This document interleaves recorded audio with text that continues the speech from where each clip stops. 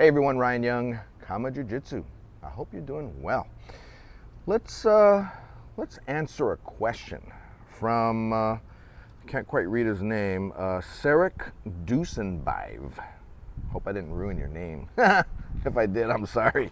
Hey Mr. Ryan, just curious, if your school is self-defense oriented, then do you ever watch any jits?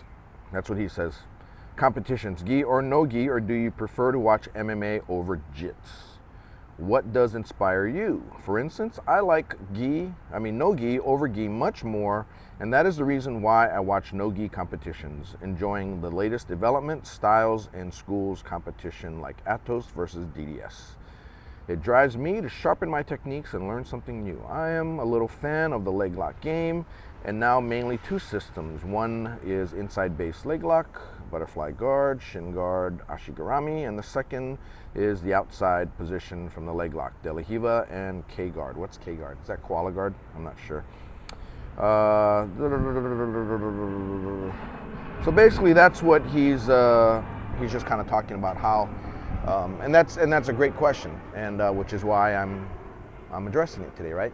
First of all, he wants to know what inspires me and what I watch, and number two, he gives me an example of what he likes to watch. You know, there's no right or wrong in it. I can just tell you what, like what I do. So first of all, what used to drive me to watch at first, years ago, when I first started, it had to do with the competitions in Brazil. Because back in the, I guess, late 90s and early 2000s, we didn't have too many competitions in the US. I think we had maybe a couple of tournaments a year. I know Joe Marrero would hold one. I think Kleber Luciano started to hold them.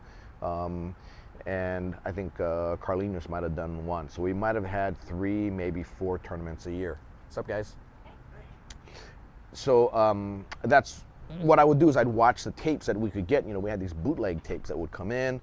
And this is back in the day when everybody would have stuff on terabytes of their drives, hard drives, and we'd watch, all that kind of video footage, because we're always trying to get a leg up on anybody in our academy, because back then we didn't share that much. We just kind of went to try to beat people as best we can. It was always like a competitive thing, even amongst your team members. Which is, I guess, for better or for worse. There are good qualities and bad qualities to that type of thinking, but that's really what it was. So that's what I would watch. I'd want to see what guys like Nino Chambry were doing, or guys like Elio Soneca, and seeing what kind of stuff they were up to, back then in the Baja Gracie days. Another one that I used to watch as well was Fernando Margarita, Fabio Vigel,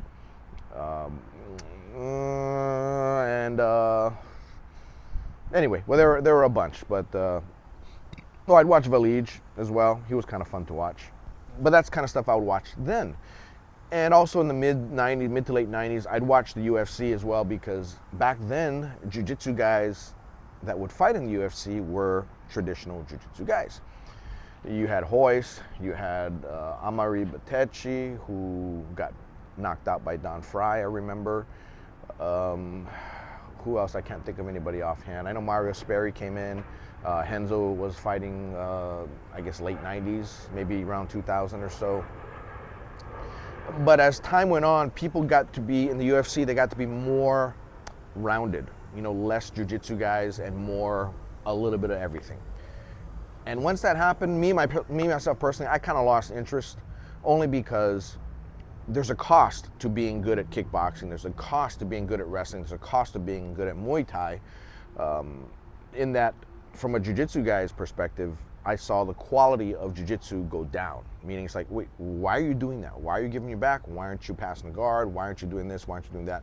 And it got to be boring for me, because I never was interested in kickboxing, Muay Thai, or boxing even, because if I were, then I'd have watched them prior. But the only reason why I was watching UFC, because I grew up in jiu-jitsu watching Vale Tudo. So I wanted to see the almost no rules type thing going.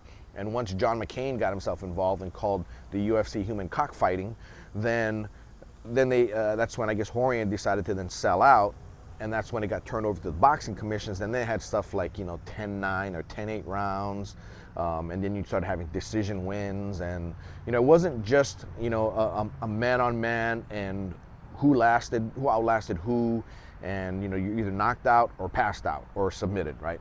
It got to be now there's points, and I still remember being so disappointed when George St. Pierre beat BJ Penn by doing the old version of what Sugar Ray Leonard did against Marvin Hagler, in that wait till the last 10 seconds and then go do a flurry, right? So he'd wait till like the end of the round, and he'd go for a takedown and take BJ down. So I think he might have had, a takedown in every round, or maybe even more than that.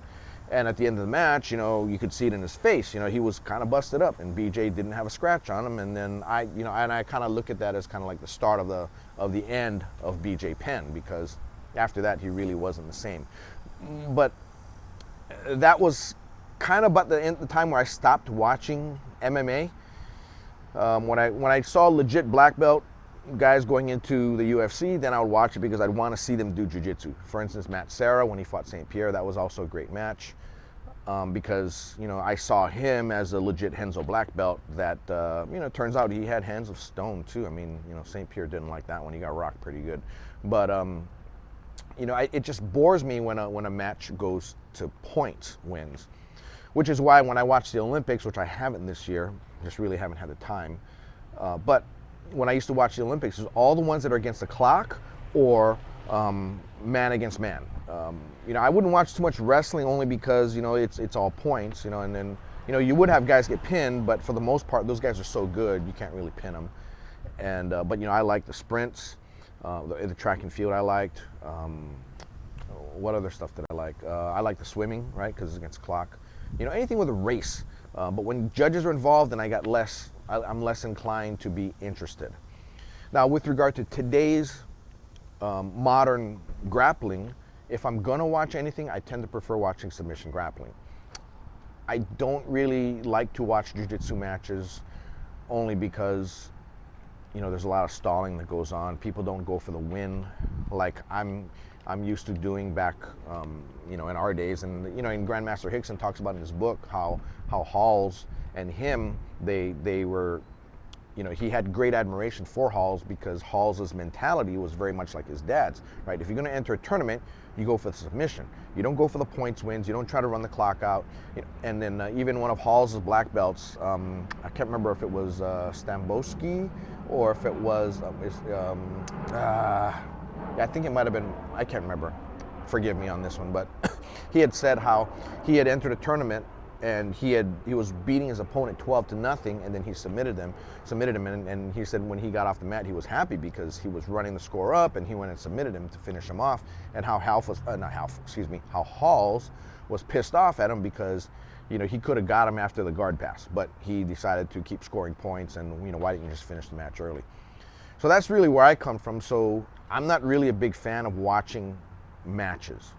There are some guys that are very exciting to watch. Like I like to watch Gordon Ryan. This gentleman mentions Danaher Death Squad, and I like watching Gordon Ryan because he's going for stuff, and he's phenomenal. On the other hand, didn't really like watching Andre Galvao because at Atos, he mentioned Atos and DDS, because Galvao, he did have that one match which is kind of funny where he kind of humiliated a black belt, I guess, which was years ago. But he's not known for finishing his guys. He'll win by points. And I really liked watching the Metamoris fight match when he went up against Hidon Gracie, because that one you saw the excitement, and you saw how he couldn't submit Hidon after like 5 minutes, 10 minutes, 15 minutes, and then you see Hidon start to turn the tide on him, and you were just so disappointed because time ran out, because you thought you saw the momentum kind of picking up. I like those Metamoris matches. They were pretty good to watch as well.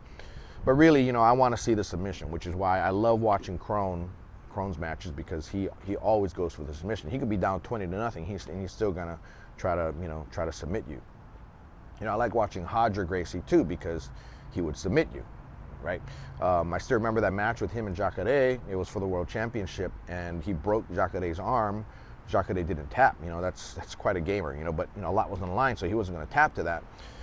But he was winning by points, which is why he number one, he didn't tap, and number two, once Hodger let go, it was like, oh crap, I broke your arm. Jacare goes, I didn't tap. It's like, well, yeah, technically you're right, you didn't tap. So then what happened? When the ref started up again, then Jacare just ran in a circle until time ran out, and he's like, yeah, I won the match, right? Right. So when I saw that, then I kind of was like, yeah, how it disappointed me how you can win without, you can win while losing, is what it is. So as far as, you know, and really now with Kama Jiu-Jitsu and running classes and running the business and talking to you guys, I really don't have time to watch a lot of matches. You know, I see, you know, on our academy chat boards, you know, I see people talking about it all the time, getting together, watch UFC, and I'm usually wiped out by the time those things come on. And at the same time, it doesn't really interest me anymore. Not to say that it can't be exciting and competitive, because it is, but you know, that just doesn't excite me like it used to. Only because jiu-jitsu is now just a component of a winning fighter versus a style that the winning fighter concentrates on. You know, now they're all kind of well-rounded. They all do different stuff. So I hope that answered your question, and I'll do some more videos in a second. Hey, Jenny, you wanna come say hi? Hey everybody, this is Jenny, one of our instructors. You might have seen her in some other videos. She does some physical therapy type videos. So, you know, go scroll back, you know, like 2-3 years ago, and you'll find them. But so come on by and train. You know, we're open to men, to women, to kids, old folks, young folks. We take them all. So anyway, that's all I got for you. Take care. Happy training. Bye now.